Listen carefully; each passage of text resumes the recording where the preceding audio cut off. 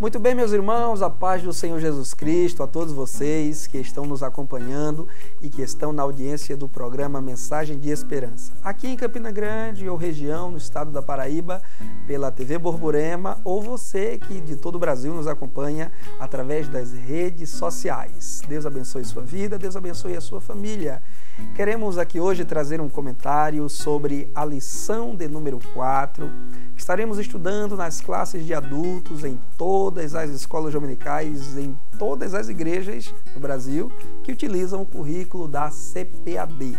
Lembrando a você que esse trimestre nós estamos estudando o tema geral Batalha Espiritual.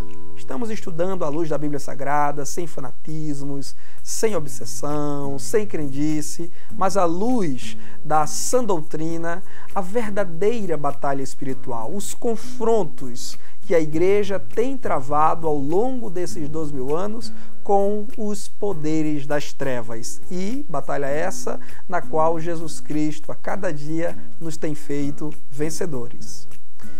No próximo domingo, com a ajuda de Deus e com os comentários do pastor Ezequias Soares na revista, estaremos estudando o seguinte tema da lição de número 4: possessão demoníaca e autoridade no nome de Jesus. Certamente que possessão demoníaca não é um assunto muito palatável, não é dos mais agradáveis, mas a autoridade no nome de Jesus que está sobre a igreja para triunfar sobre as ordens do mal é certamente um tema muito agradável de se estudar. Alguns teólogos já calcularam, inclusive, que pelo menos 1/3 do ministério de Jesus Cristo focou tanto a cura de pessoas enfermas como a libertação de pessoas oprimidas pelos poderes das trevas. Quando você lê os evangelhos, Mateus, Marcos, Lucas e João, fica muito latente, muito evidente a obra de Jesus Cristo colocando em liberdade pessoas dantes oprimidas pelos poderes das trevas. Então, sem nenhuma sombra de dúvida, há uma grande necessidade de nos voltarmos às páginas da Bíblia Sagrada para estudarmos esse assunto. E não só por isso, mas também porque o confronto com os poderes das trevas é uma realidade nossa, é uma realidade atual. Afinal de contas, Satanás não cessou as suas operações malignas na terra e entre os homens. A nossa lição está dividida em 4 tópicos e é claro que nós não podemos aqui desenvolver todos esses tópicos porque este momento é apenas para fazermos uma introdução e um convite para você, telespectador, para que você esteja conosco no próximo domingo na Escola Dominical da Assembleia de Deus, mais próxima de sua casa, onde esse assunto será desenvolvido com muita profundidade e você terá a oportunidade de até interagir com o professor, fazendo perguntas e resolvendo aí as suas dúvidas que você, por acaso, tenha sobre esse assunto. Mas no primeiro tópico da lição, nós estaremos estudando a partir da narrativa do evangelista Marcos sobre a libertação de um moço numa antiga região, nos tempos de Jesus, chamada Gadara. Nós estaremos estudando a libertação que este moço viveu e no primeiro tópico nós estaremos vendo o quadro estarrecedor que esse moço se encontrava. Tanto Mateus quanto Marcos e também Lucas, os 3 primeiros evangelhos, chamados de evangelhos sinóticos, porque trabalham com a mesma ótica, a mesma perspectiva e trazem relatos muito semelhantes sobre a obra e o ministério de Jesus, relataram o episódio da libertação deste moço gadareno. Mas nós vamos tomar Marcos, inclusive a nossa leitura bíblica oficial da nossa lição, porque ele traz alguns detalhes muito especiais que nós precisamos dedicar nossa atenção. Se você tiver uma Bíblia, ainda que você não tenha a revista da Escola Dominical em mãos, da editora CPAD, mas você certamente tem uma Bíblia em sua casa, você vai conferir esse episódio no capítulo 5 do Evangelho de Marcos, os versículos 1 em diante. Mas se pegarmos dos versículos 2 ao 5, veremos qual era o quadro estarrecedor de opressão demoníaca que aquele jovem estava vivendo. O texto diz que ele tinha sua morada nos sepulcros, cadeia alguma, prisões, grilhões, correntes não conseguiam detê-lo. Ele vivia fora de casa, nos cemitérios, e tamanha era a força, o poder dos demônios que viviam dentro dele, que ele rebentava, ele quebrava aquelas correntes, rasgava as suas próprias roupas e até mesmo vivia se digladiando, se cortando, vivia machucando o seu próprio corpo, porque infelizmente essa é uma das obras de Satanás. Satanás, ele não conhece misericórdia, Satanás não conhece compaixão, Satanás não conhece amor. Desde que ele foi expulso dos céus, tendo sido ele outrora um anjo de luz, ele perdeu toda e qualquer afeição, todo e qualquer bom sentimento, e ele vive agora apenas para destruir as pessoas. E o quadro que esse moço se encontrava era um quadro de um caos total, de uma devastação total. Vivia fora de casa, não tinha família. A segurança de Gadara, a polícia de Gadara, se assim posso dizer, nada pôde fazer para trancafiar aquele homem. Aquele homem constituía até mesmo um risco para a sociedade na qual ele vivia, até o dia em que Jesus se encontrou com ele. Pois a nossa lição vai nos dizer, no segundo tópico, que havia uma legião de demônios trabalhando dentro daquele moço.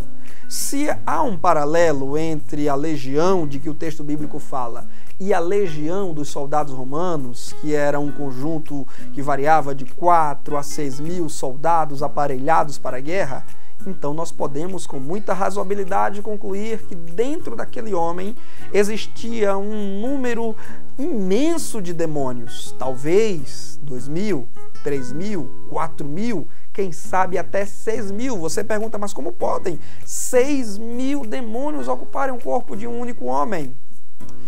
Bem, os demônios são espíritos, e como espíritos, eles não têm as dimensões e nem estão presos às leis da física como nós conhecemos.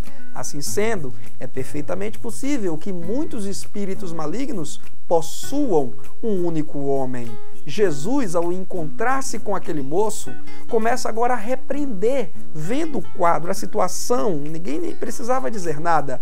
Olhando para aquele moço, já se percebia o quadro de opressão que ele vivia. Mas quando Jesus, tendo atravessado os 20 quilômetros do mar da Galileia, saindo lá de Cafarnaum e chegado em Gadara, o demônio move aquele moço até Jesus. E então agora Jesus começa a ordenar aos demônios que saiam dele. Todavia, conforme bem captou o exegeta Arquibaldo Robertson, embora Jesus tenha ordenado muitas vezes que os demônios saíssem do corpo daquele moço, eles protestavam e persistiam em continuar. Até que Jesus então perguntou: qual é o seu nome? E os demônios responderam: o nosso nome, ou o meu nome, é Legião, porque somos muitos. Eram tantos demônios dentro daquele homem que quando eles pediram a Jesus que não os mandasse para fora daquela região, mas permitissem que eles fossem para uma manada de aproximadamente 2.000 porcos que estava pastando ali, e Jesus permitiu que assim fosse, aqueles 2.000 porcos foram precipitados no mar e morreram afogados. Imagine você o tumulto que então foi quando aqueles demônios saíram ali em fileira do corpo daquele homem e passaram a incorporar nos corpos daqueles porcos. Mas sabe o que é interessante? É o que o tópico 3 traz para nós, é esse poder de Jesus. Jesus expulsou muitos demônios, conforme os evangelhos nos registram. De um jovem lunático, Jesus expulsou um demônio. De Maria Madalena, Jesus expulsou 7 demônios. Mas desse jovem, Jesus expulsou milhares de demônios. Não importa o tamanho dos poderes das trevas, a intensidade dos poderes das trevas e a quantidade de demônios que se aglomerem para pelejar contra Jesus e destruir uma pessoa. Jesus Cristo tem poder para expulsar todos e tantos quantos demônios aparecerem diante dele. Louvado seja o nome de Jesus. E esse poder Jesus conferiu à igreja, pois ele disse: eu vos dou poder aos seus discípulos para pisar de serpentes e escorpiões e todo o poder do maligno, e nada vos fará dano. Então nós concluiremos com o tópico 4 da nossa lição, onde fala sobre o estranho pedido dos gadarenos.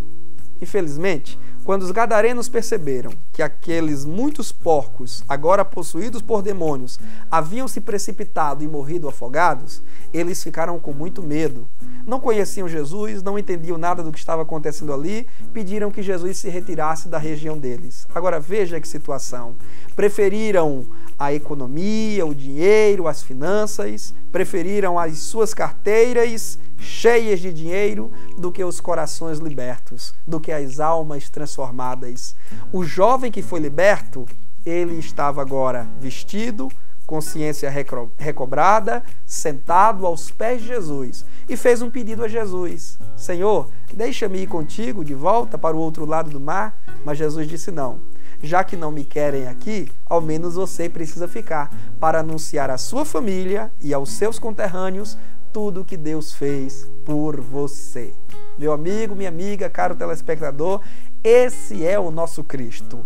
O Cristo que é o valente dos valentes, o maior dos maiorais, o Deus Todo-Poderoso. E Ele ainda continua hoje, fazendo milagres e triunfando sobre o poder das trevas. Que Deus abençoe você, que Deus abençoe a sua família. Se você deseja se inteirar mais desse assunto, domingo de manhã esperamos você na Escola Bíblica Dominical.